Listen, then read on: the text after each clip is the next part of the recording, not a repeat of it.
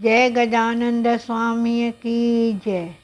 विनायक चतुर्दशी हर माह के शुक्ल पक्ष की चतुर्दशी को विनायक चतुर्थी मनाई जाती है।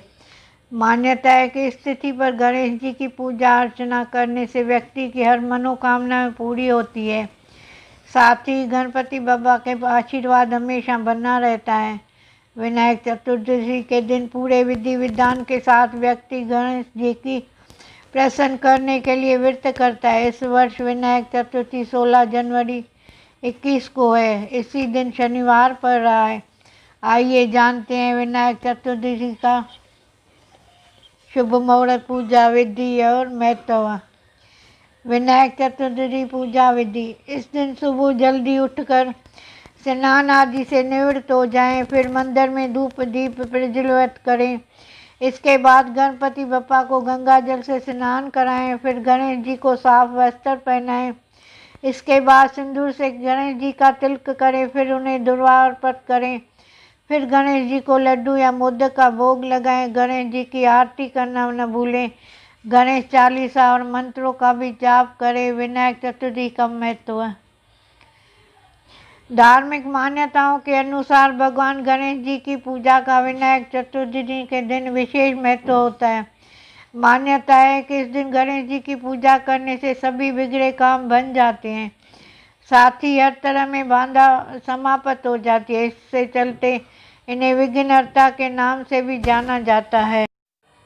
विनायक चतुर्दशी व्रत कथा। पौराणिक कथा के अनुसार एक बार माता पार्वती और भगवान शिव नर्मदा नदी के तट पर बैठे थे।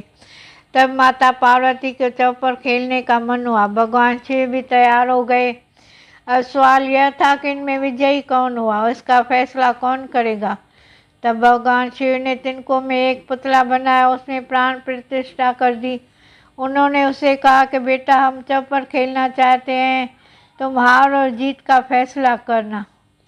फिर माता पार्वती और भगवान शिव चौ पर खेलने लगे। 3 बार चौपर का खेल हुआ और माता पार्वती 3 बार जीत गई। खेल के अंत में उस बालक ने विजेता की घोषणा करने को कहा गया। उस बालक ने भगवान शिव को विजेता घोषित कर दिया। इससे माता पार्वती क्रोधित होकर उसे श्राप दिया। उन्होंने उस लंगड़ा होने तथा कीचड़ में पड़े रहने का श्राप दे दिया। तब उस बालक ने क्षमा मांगते हुए कहा कि उसने ऐसी घोषणा भूलवश की है। क्षमा मांगने पर माता शक्ति ने कहा कि इस स्थान पर नाग कन्याएं गणेश पूजा के लिए आएगी। उनके बताए अनुसार तुम भी गणेश व्रत करना, उसके प्रभाव से तुम मुझे प्राप्त करने में सफल हो गए। इसके बाद माता पार्वती भगवान शिव अपने धाम चले गए। लगभग 1 वर्ष बीतने पर वहाँ नाग कन्याएं आई। उनसे बालक ने गणेश व्रत की विधि पता करके 21 दिन तक गणेश जी का व्रत किया। गणपति प्रसन्न हो गए। उन्होंने दर्शन देकर उस बालक को मनवांछित फल मांगने को कहा।